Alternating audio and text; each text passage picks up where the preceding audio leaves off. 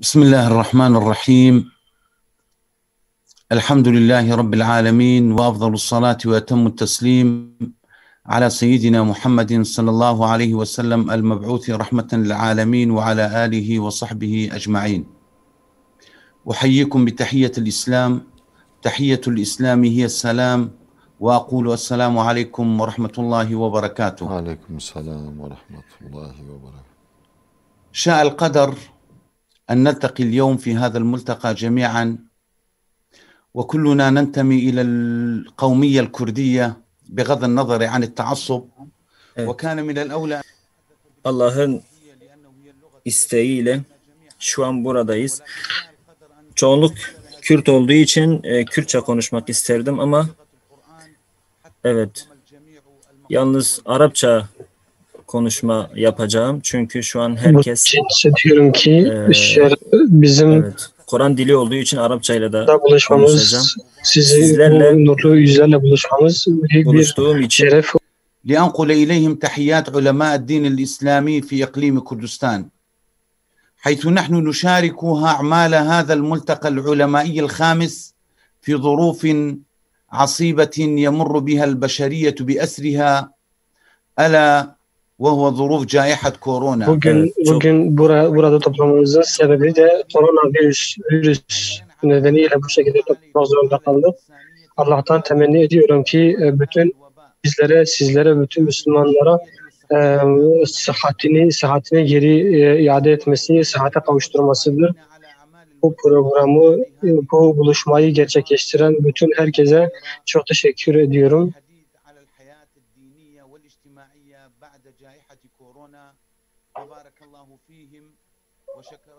İnşallah bu koronadan sonra tekrardan toplantımız yüz yüze olur. Temennimiz o şekildedir. Allah gökyüzünden gelen Allah Teala'nın gönderdiği musibetlerin sebebine girmeden önce şunu demek istiyorum. Geçen hafta meydana gelen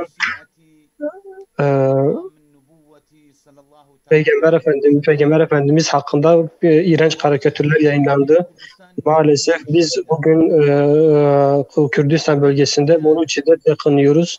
Bu iğrençliğe karşı duruyoruz.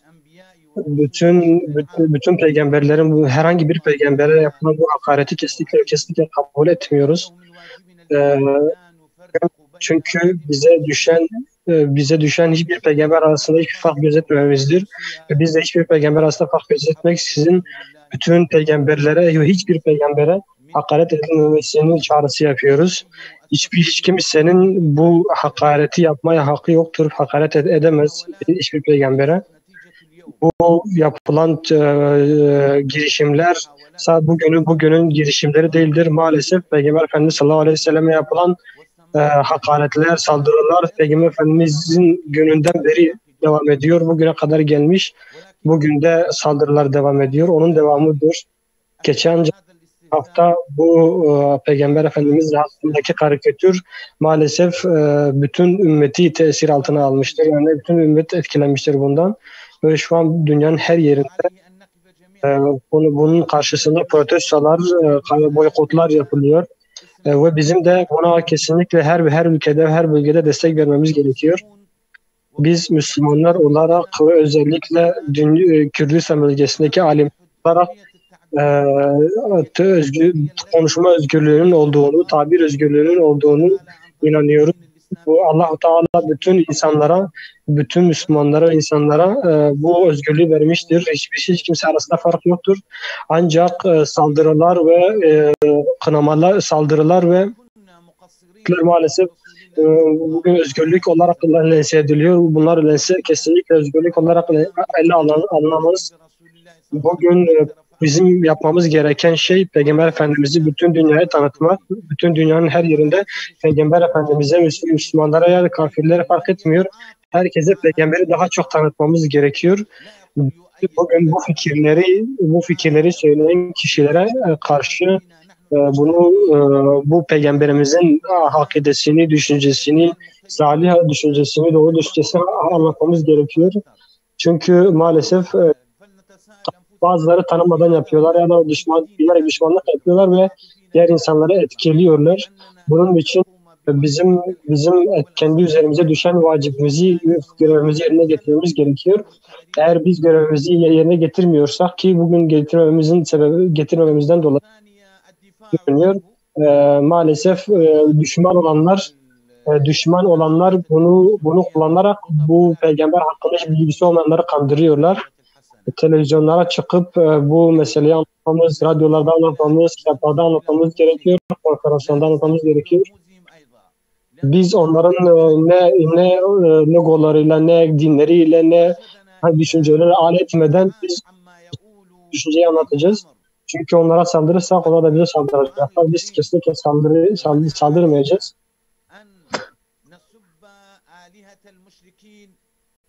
Biz bugün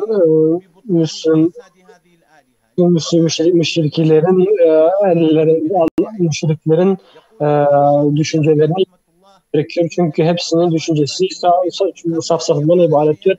Onun için onlarla konuşmamız ve bizim doğru fikri onlara bunun için bize gereken şey Peygamber Efendimiz'i korumak, Peygamber Efendimiz'i savunmak ve ancak bunu yaparken hikmetle, doğru yolla, güzel kelime sözlerle yerine getirmektir. Başkasına tesir edebilmek için yumuşak konuşmamız gerekiyor.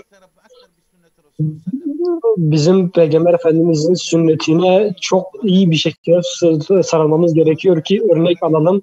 Biz bugün Peygamber Efendimiz'e örnek almazsak onu da savunmamız mümkün olmaz. Bunun dışında gökyüzü, şimdi meselesine gelelim, koronavirüs meselesine gelelim. Allah Teala'nın yeryüzüne gönderdiği musibetler sünnetullah'tır. Biz alimlerin bu meseleleri değerlendirmesini iki başlık altında ele alabiliriz. Gökyüzünden gelen musibetler benden önce Doktor Ali Karadağ bu meseleye değindi. Kendisine çok teşekkür ediyorum. Bu meseleyi çok iyi değerlendirdi. Ben bu meseleye geçip diğer bir meseleye değinmek istiyorum. Bizim bu meseledeki alimler olarak nefsi ve ruhi meselesine durmak istiyorum. Kişinin Allah Teala tarafından imtihan edilmesi kesinlikle Allah Teala insanın imtihanı ve onun derecesini yükseltmesidir. Her ne kadar acı da olsa Allah Teala bunun da insanları yükseltmek istiyor. Yani bunun neticesinde bir güzellik vardır. Cezaların ağırı ve sevapların en yükseğidir. Bunun için Allah Teala Müslümanları ve bütün insanları imtihan ediyor ki bu imtihanlarla kendilerine geçsinler. Ve Allah Teala bunun onların derecelerini yükseltmek istiyor. Dünyada herhangi belki insan bunun karşılığını göremeyebilir ancak kesinlikle ahirette bunun karşılığını en iyi şekilde alacaktır. Allah Aleyhi ve Sellem şöyle söylemiştir. Allah Teala bir insan için hayır istemiş, bir kişi için istemişse Allah Teala ona musibetleri gönderir. Eğer Allah Teala bir kişi için kötülük istemişse, onun zararını istemişse o kişi için de bütün belaları uzaklaştırır ki onun derecesi yükselmesin. Bunun için Allah Teala müminleri bu şekilde imtihan ediyor. Allah Teala kesinlikle bütün Müslümanları, bütün insanlığa bu şekilde musibetler gönderiyor. Bunun karşısında sabredebilenler, nefsi kuvvetli olan, sabrı güçlü olanlardır. Bugün hadise geçiyor.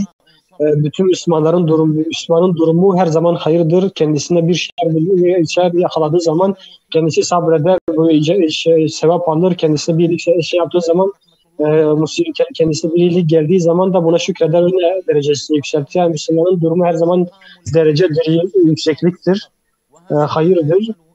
Bunun için bizim musibetlerle alay etmememiz, onlara karşı sabretmemiz gerekiyor ki sadece kafirler, sadece alay edenler, cahiller bu gibi musibetlerle alay eder, bu gibi musibetler sabretmezler.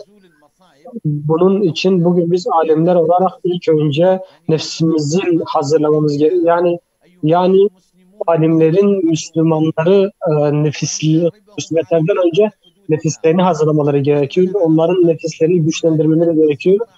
Çünkü sabır zordur ve nefsin yapması gereken bir şeydir. Bunun için alimler Müslüman insanların, diğer halkın hislerini güçlendirmesi gerekiyor. İkincisi ise alimlerin yapması gereken ikinci görev müminlerin imanını güçlendirmesi gerekiyor. Çünkü Müslümanlar biliyorlar ki başlarına gelen bütün musibetler ne ertelenebilir ne de erken getirilebilir. Kaderdir, buna iman ediyorlar ve bu şekilde inanıyorlar. Bunun için imanları güçlendirmemiz ve onları imani mertebelere ulaştırmamız gerekiyor. En azından bu akideye sahip olmaları gerekiyor. Üçüncü yapmamız gereken şey ise Resulullah sallallahu aleyhi ve sellemin ve eski dönemdeki salih insanların başlarına gelen musibetleri düşünmemiz gerekiyor sürekli bir şekilde. Halka bunu anlatmamız gerekiyor. Çünkü onlar salih kişilerdi ve birçok musibetle karşılaştılar ve bu şekilde mertebeleri yükseldi. Bizim de sürekli onları anlatmamız ve onlara bunları halka anlatmamız gerekiyor. Çünkü sürekli sabrediyorlardı onlarda. Dördüncü mesele ise Allah Teala'nın sabrının ve fadlının çok geniş olduğunu bilmesi gerekiyor. Allah Teala'dan duasında istemesi gerekiyor. Allah Teala ayette şöyle buyuruyor: ben zannı üzerineyim. Yani beni nasıl biliyorsa o şekildeyim. Onun için insanlar daima Allah Teala hakkında suizan değil, hüsnü zanla yaklaşması gerekiyor. Çünkü yaşadığımız meselelere bu şekilde baktığımızda Allah Teala bizim meseleleri o şekilde evirecektir. Belki ayette de buyurduğu gibi sizin gördüğünüz birçok mesele vardır. Şer olarak görüyorsunuz ancak hayır olarak gördüğünüz birçok mesele de şerdir. Onun için her zaman bizim Allah Teala hakkında hüsnü zanda bulunmamız gerekiyor. Bizim bunun dışında dediğimiz gibi daha şiddetli bir şekilde musibetlere kalmış kişilere bakmamız ve kendimiz ona göre hareket etmemiz gerekiyor. Altıncı yapmamız gereken şey ise yani katmamız gereken şey bizim bilmemiz gerekir ki faziletler yüksek mertebe için, yani musibetler yüksek mertebelerdeki kişiler için geliyor. Ayette de hadiste de buyurulduğu gibi en büyük musibete düşen olan peygamberlerdir. Ondan sonra gelenler, ondan sonra peygamberlerden sonra gelenler için gelir musibetler. Yani kişinin musibeti kendi dininin, kendi inancının seviyesine göredir. Onun için o şekilde bir düşünceye sahip olmamız gerekiyor. İkincisi ise bizim karşılaştığımız bütün musibetler bizim musibetlerin bizim derecemizde günahlarımıza kefaret geldiğini bilmemiz gerekiyor. Bu üçüncü, sekizinci olarak ise Müslümanlar bir musibetle karşılaştığı zaman kendisinde bir hata olduğunu farkına varıp bu hatadan geri dönmesi gerekiyor. Çünkü her musibetin de bir karşılığı olabiliyor. Bir günahdan dolayı geliyor olabilir. Bunun için de kendi nefsini hesaba çekip yaptığı bu yanlışlardan tekrardan dönmesi gerekiyor. Dokuzuncusu ve sonuncusu olarak ise şikayetten ve bu şikayetten uzaklaşmamız gerekiyor. Çünkü insanın karşılaştığı musibetlerin hikmetinden uzak olan kişiler, anlamayan kişiler sadece şikayetçi olacaklardır. Allah-u Teala ayet-i kerimesinde şöyle buyuruyor: yeryüzünde hiçbir musibet gelmemiş ki hiçbir musibet gelmemiştir ki Allah-u Teala'ya bu kolaydır.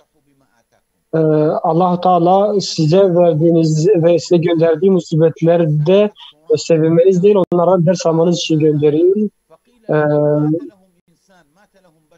Bir kabile yolda giderken bir üzüldüklerini görüyor. Bir kişi de bunlar niye üzülüyorlar diye sormuş Arap kabilesinden bir yanından geçerken.